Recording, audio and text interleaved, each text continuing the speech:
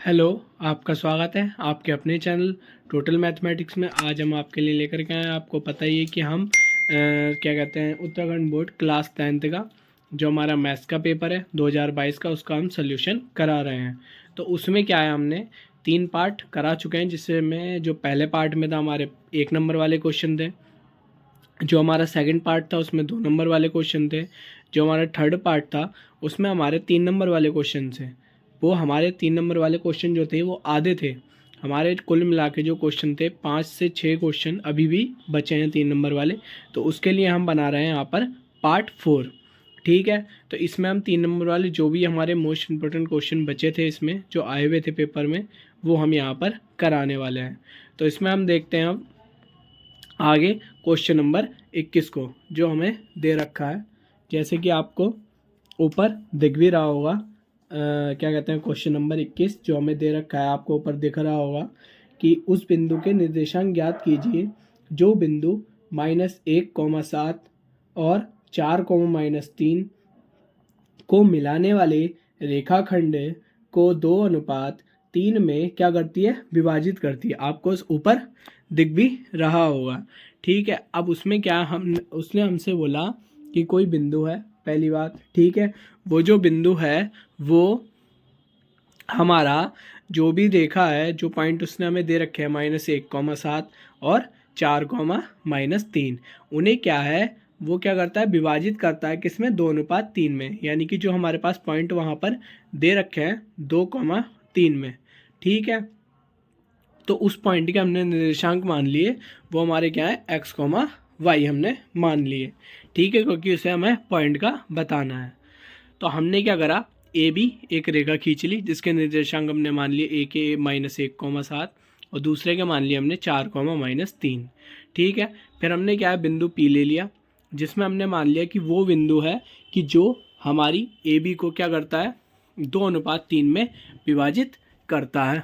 ठीक है, ये हमने यहाँ पर मान लिया। अब हम क्या करेंगे, यहाँ से उस पॉइंट के निर्देशांक मान लेंगे x, y। और ये जो हमारा यहाँ पर हमें दे रखा है m1 और m2, ये क्या होते हैं, हमारे अनुपात में होते हैं। ठीक है, जैसे कि हमें ये दे रखा है कि यहाँ पर 2 का मान जो है m1 है और यहाँ मान है m2। तो ठीक है, ये अनुपात में उसने विभाजित कर रखा है। ये हमारा m1 होता है, ये हमारा m2 होता है। ठीक है, अब हम क्या करेंगे, यहाँ पर मान लेंगे, माना बिंदु P के निर्देशांक क्या दे रखे हैं हमें, x, y जो हमने मान लिए। ठीक है, फिर हम क्या करेंगे, जो P बिंदु है वो क्या है, के निर्देशांक x, y है, जो ए बी को क्या करता है, 2:3 में विभाजित करता है। ठीक है, जो हमारा P बिंदु है वो ए बी को 2:3 में क्या है, विभाजित करता है। तब अब हमें क्या है, इसके लिए विभाजन सूत्र याद होना चाहिए। वो हमारा विभाजन सूत्र होता है ये। ठीक है, ये हमें क्या है, याद होना चाहिए।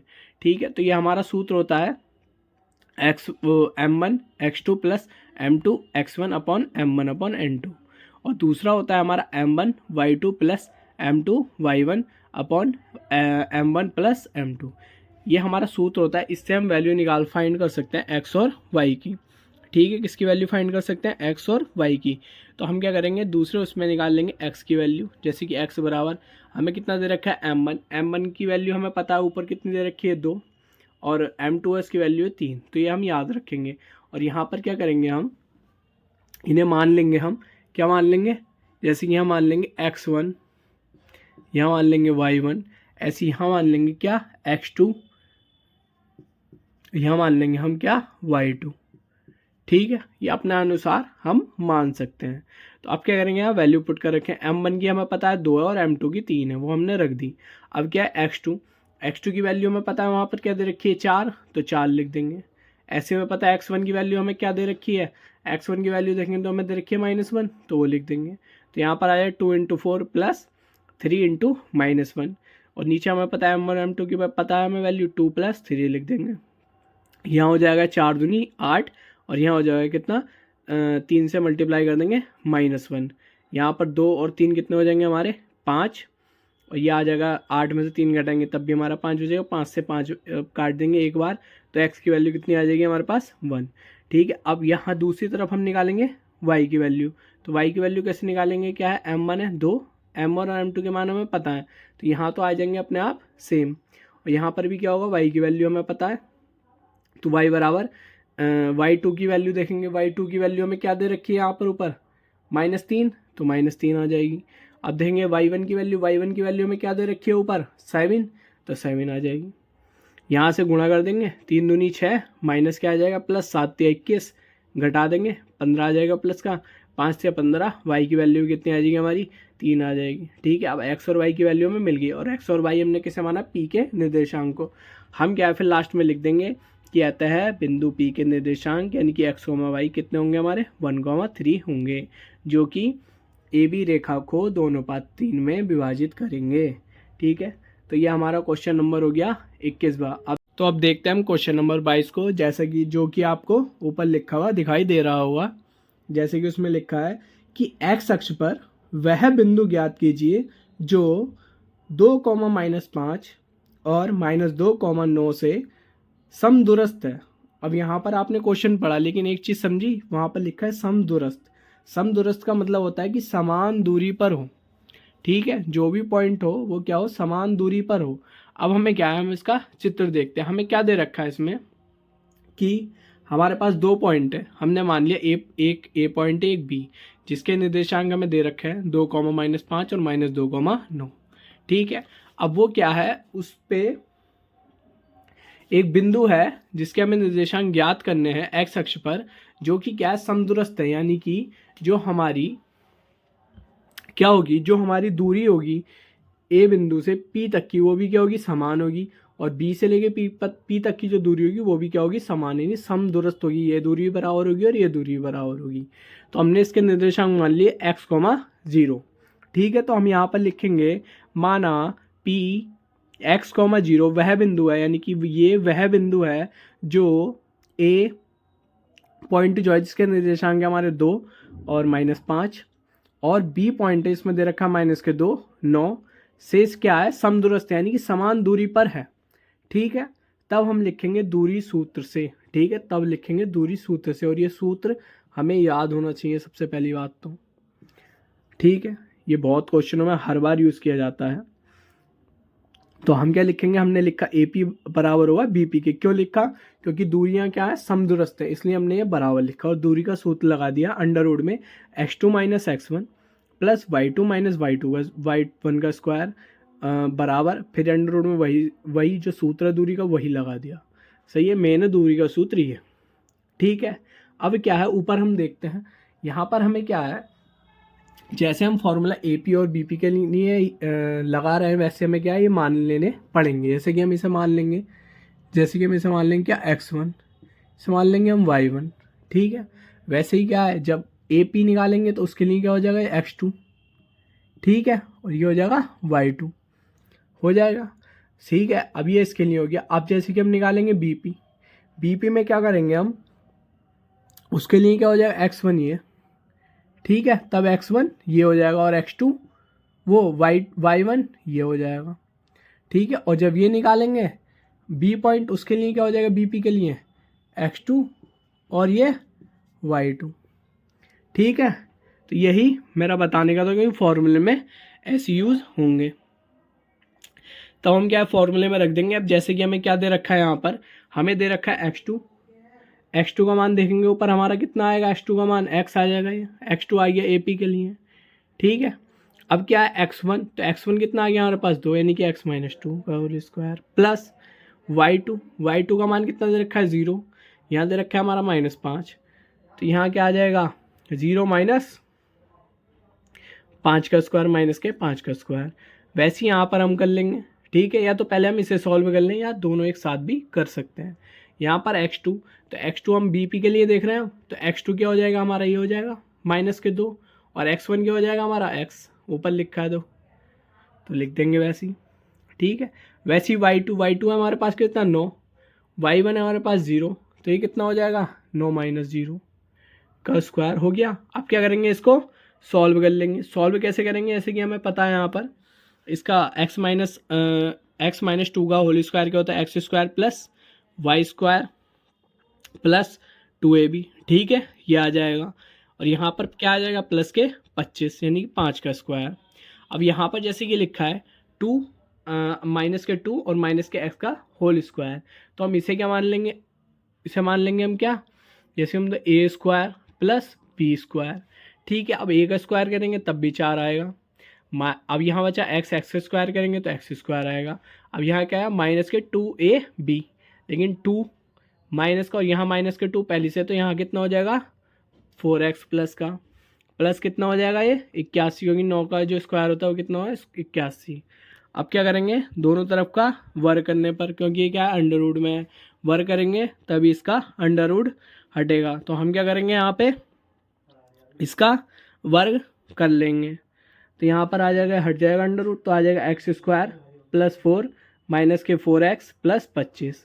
ऐसे यहाँ पर आ जाएगा 4 plus x square plus 4x plus 81। ठीक है, अब क्या करेंगे, यहाँ पर हम देखेंगे तो एक्स स्क्वायर इधर भी और इधर भी है, काट देंगे। ठीक है, और उसके बाद क्या है, अगर देखेंगे तो 4 इस साइड भी है और इस साइड भी है, दोनों को काट देंगे। बचा क्या, माइनस के 4x इधर, इसे इधर ले आएंगे तो ये भी माइनस के 4x हो जाएगा, प्लस 25 है यहाँ पर, और इधर ले आएंगे इसे तो ये हो जाएगा माइनस के 81, बराबर कितना हो जाएगा 0। इन्हें जोड़ देंगे, माइनस के 8x हो जाएगा। इसमें से क्या करेंगे, इसको घटा देंगे तो कितना आ जाएगा माइनस के 56, बराबर कितना होगा 0। तो माइनस के 8x बराबर कितना हो जाएगा 56, तो x बराबर कितना आ जाएगा 7, क्योंकि 8 सत्ते 56, तो x बराबर कितना आ जाएगा माइनस के 7। तो हमें x अक्ष पर क्या करने थे, वही पॉइंट ज्ञात करने थे, तो लिख देंगे कि x अक्ष पर क्या हो गया, x अक्ष पर वह बिंदु, यानी कि कौन सा बिंदु P जो हमने माना था x अक्ष पर है, तो जो हमारा y का निर्देशांक होगा वो 0 होगा, तो हम क्या कर देंगे, यहाँ पर पहले 0 कर देंगे। हमें खाली x की वैल्यू निकालनी थी, तो बिंदु P x,0 कितना हो जाएगा माइनस के 7,0, यही हमारा क्या है आंसर है। ठीक है, तो ये हमारा क्या हो गया 22वां क्वेश्चन। तो अब हम देखते हैं आगे। तो आपको दिख रहा होगा क्वेश्चन नंबर 23, जो कि ऊपर लिखा हुआ आ रहा होगा, जैसे कि हमें दे रखा है कि हमें इसमें छायांकित भाग का क्षेत्रफल ज्ञात करना है, और हमें दे रखा है कि हमारे पास ABCD एक वर्ग है, जिसमें कि हमें 14 सेंटीमीटर इसकी भुजा दे रखी है, और हमें APB और DPC यानी कि दो हमें क्या दे रखे हैं, अर्धवृत्त दे रखे हैं। ठीक है, और हमें एक वर्ग दे रखा है, जिसमें हमसे उसने पूछा है कि इसमें छायांकित भाग, ये जो छायांकित भाग है इसका क्षेत्रफल बताओ। तो वो कैसे निकालेंगे, हम क्या करेंगे, ये जो वर्ग है इसका क्षेत्रफल निकालने, और उसमें से माइनस कर दें दो अर्धवृत्त के क्षेत्रफल को, तो हमारे पास ये छायांकित भाग का क्षेत्रफल आ जाएगा। तो बस यही करना है हमें। तो हम क्या करेंगे, यहाँ लिख देंगे कि वर्ग का प्रत्येक भुजा हमारे पास कितनी है 14 सेंटीमीटर, जो कि हमारे पास है। और उसके बाद क्या हमें दे रखा है कि अर्धवृत्त की त्रिज्या हम कैसे निकालेंगे, क्योंकि हमें इस क्वेश्चन में त्रिज्या की जरूरत पड़ेगी। हमें पता है कि पूरी दूरी हमें कितनी दे रखी है यहाँ पर 14 सेंटीमीटर, तो हम क्या करेंगे, यहाँ से ये भी 14 सेंटीमीटर दूरी होगी पूरी, तो यहाँ से हम इसे दो पार्ट में डिवाइड कर लेंगे, यानी 7 ही हो जाएगी 7 ही। तो अर्धवृत्त की त्रिज्या हमारी कितनी हो जाएगी 7, तो वहाँ हम यहाँ से निकाल लेंगे AB/2 बराबर 14/2, तो 2 सत्ते 14, यहाँ से हमारी वो त्रिज्या आ जाएगी। अब क्या है, वर्ग का क्षेत्रफल हम निकालेंगे। पहले ये जो वर्ग में दे रखा है इसका क्षेत्रफल, तो वर्ग का क्षेत्रफल हमारा क्या होता है भुजा का स्क्वायर, तो भुजा का स्क्वायर, भुजा हमारी कितनी 14 सेंटीमीटर दे रखी है, तो 14 का स्क्वायर हो जाएगा, तो आ जाएगा हमारा 196 सेंटीमीटर स्क्वायर। अब हमें किसकी ज़रूरत है, अर्धवृत्त के क्षेत्रफल की। अब वृत्त का क्षेत्रफल क्या होता है πr²। ठीक है, अब अर्धवृत्त का चाहिए तो क्या कर देंगे /2, लेकिन हम क्या लगा रहे हैं, दो जो हमारे पास अर्धवृत्त दे रखे हैं उनका निकालेंगे, तो 2 × πr² हो जाएगा। हाँ, तो 2 से 2 काट देंगे, हमारा आ जाएगा πr²।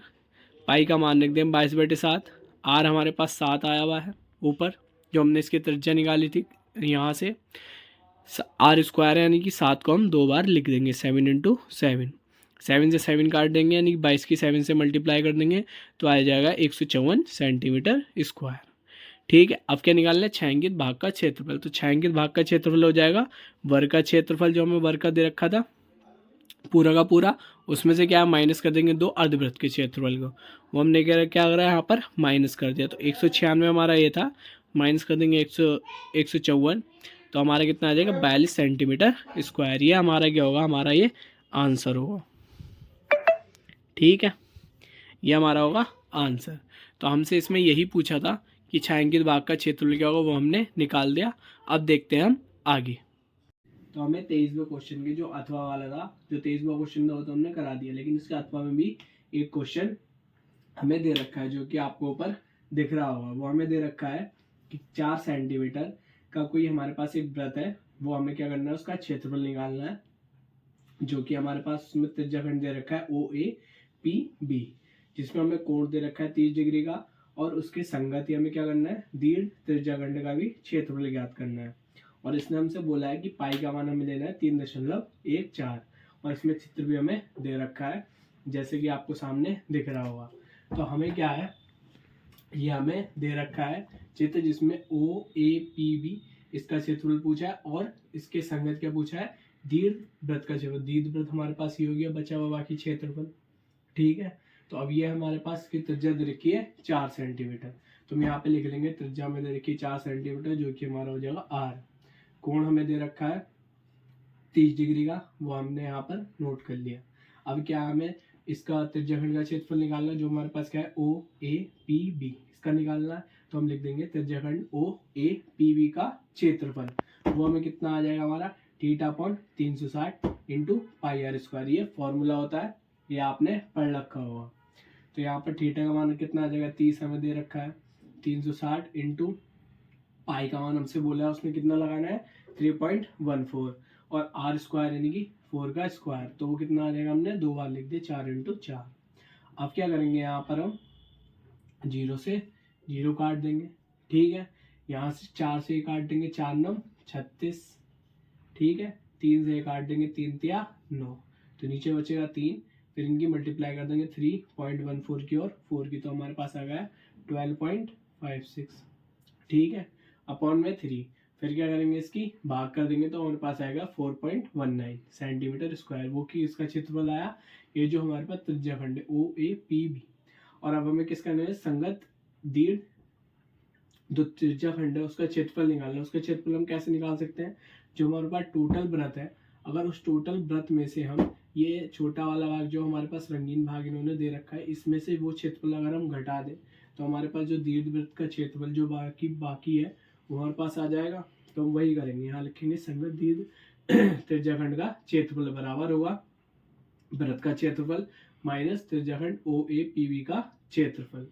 तो हमारे वृत्त का क्षेत्रफल पता है πr² होता है, माइनस त्रिज्याखंड का क्षेत्रफल हमने निकाल रखा है 4.19। यहाँ पे हम क्या करेंगे, वृत्त का क्षेत्रफल निकाल लेंगे, वो कितना है हमारा πr²। पाई का मान रख देंगे 3.14 इंटू यहाँ पे 4 का स्क्वायर हो जाएगा, क्योंकि r का मान हमारे पास 4 है, तो कितना हो जाएगा 16 का स्क्वायर माइनस 4.19। तो यहाँ कितना आ जाएगा, इनकी मल्टीप्लाई कर देंगे 3.14 इंटू 16 की, तो हमारे पास आ जाएगा 50.24। अब क्या करेंगे, माइनस कर देंगे 4.19 में से, तो हमारा आ जाएगा 46 पॉइंट। यहाँ पर क्या होगा, यहाँ पर 4 नहीं होगा, यहाँ पर क्या होगा हमारा 5। ठीक है, तो इसका मान आ जाएगा 46.05 सेंटीमीटर स्क्वायर, यानी कि जो ये हमारे पास ये हमें दे रखी थी संगत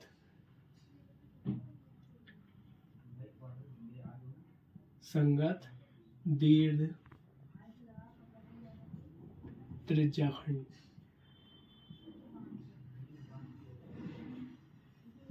दे रखी थी, इसका जो हमारा क्षेत्रफल होगा वो कितना होगा, 46.05 सेंटीमीटर स्क्वायर।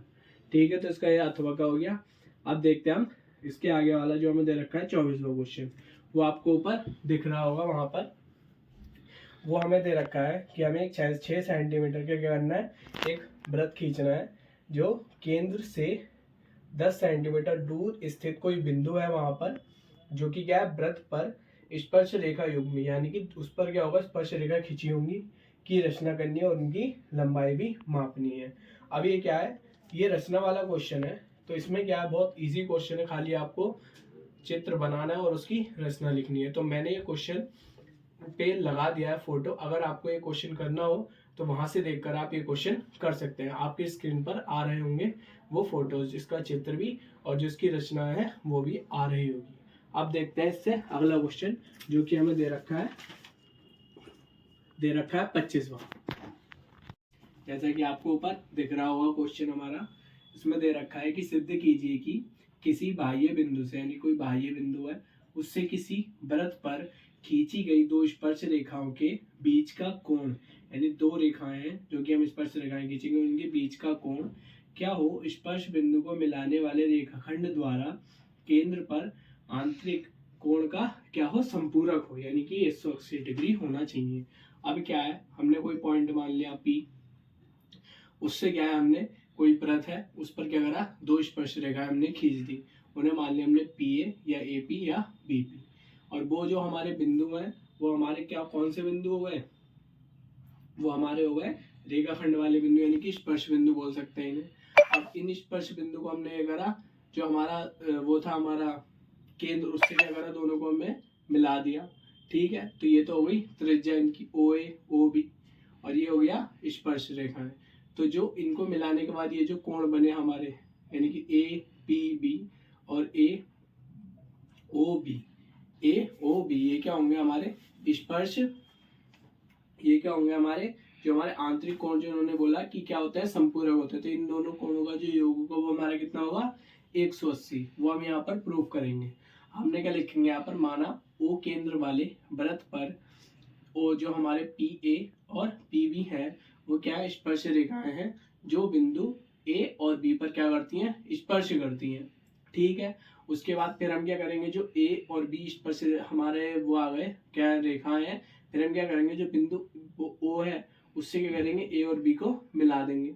ठीक है, मिलाने के बाद में हमें ये पता है कि जो हमारी त्रिज्याएं होती हैं ये स्पर्श रेखा पर क्या है, लंब है, इसलिए जो हमारे ये कोण होंगे OAP और OBP ये क्या होंगे, 90 डिग्री के होंगे। तो यहाँ लिख देंगे कि हम कि त्रिभुज OAP बराबर होगा 90 डिग्री एंड OPB बराबर कितना होगा, 90 डिग्री। क्यों होगा वो हम यहाँ पर कारण बता चुके हैं इसमें। ठीक है, अब क्या करेंगे, हम इसमें ले लेंगे चतुर्भुज OAPB में। ठीक है, अब इसमें जो इसके कोणों का योग होता है वो कितना होता है, 360 डिग्री। तो वही हम लिख देंगे यहाँ पर OP, चारों कोण ले लेंगे, OPP OAP APB PBO और BOP, चारों कोण ले लेंगे। हमारे पास दो कोणों के मान है इन दोनों के, जो कि कितने हैं, 90-90 डिग्री के, तो वो यहाँ पर है, वो दोनों मान यहाँ पर हम पुट कर देंगे दोनों में। ये दो मान हमारे पास नहीं है, इन दोनों को जोड़ के उधर ले जाएंगे, आ जाएगा वहाँ 180, और ये आ जाएगा हमारे पास कोण APB प्लस POA बराबर 180, यानी कि क्या आया, APB ये कोण, और दूसरा क्या आया, BOA, यानी कि इन दोनों का कोण क्या आया, योग 180। तब हम बोल सकते हैं कि हम ये सिद्ध हो गया है कि जो बाह्य बिंदु से किसी कोई वृत्त पर खींची गई जो दो स्पर्श रेखाएं होती हैं वो स्पर्श बिंदु जो हमारे दे आएंगे वहां पर मिलाने, स्पर्श बिंदु ये, तो वो मिलाने वाले रेखाखंड द्वारा केंद्र पर क्या बनाती हैं, आंतरिक कोण पर क्या होती हैं, कोणों का संपूरक होती हैं। तो वो हमने यहाँ पर प्रूफ कर दिया। तो ये हमारे जो है 3 नंबर वाले क्वेश्चन आज सारे खत्म हो गए हैं, और जल्दी क्या होगा कि जो इसके 6 नंबर वाले क्वेश्चन बचे हैं वो सारे आ जाएंगे, क्योंकि ये 25 हो चुके हैं, 5 से 6 क्वेश्चन बचे हैं जो कि नेक्स्ट वीडियो में आ जाएंगे, और ये जो पेपर है हम जल्दी ही समाप्त कर देंगे। इसके बाद हम क्या है, मोस्ट इंपोर्टेंट जो क्वेश्चन होंगे उनकी वीडियो लानी स्टार्ट कर देंगे। अगर आप हमारे चैनल पर नए हो तो आप हमारे चैनल को लाइक कर सकते हैं, सब्सक्राइब कर सकते हैं और अपने दोस्तों के साथ शेयर भी कर सकते हैं, जिससे ये वीडियो दूसरों के पास भी पहुंचेगी और उनकी भी मदद हो पाएगी। तो मिलते हैं नेक्स्ट वीडियो में।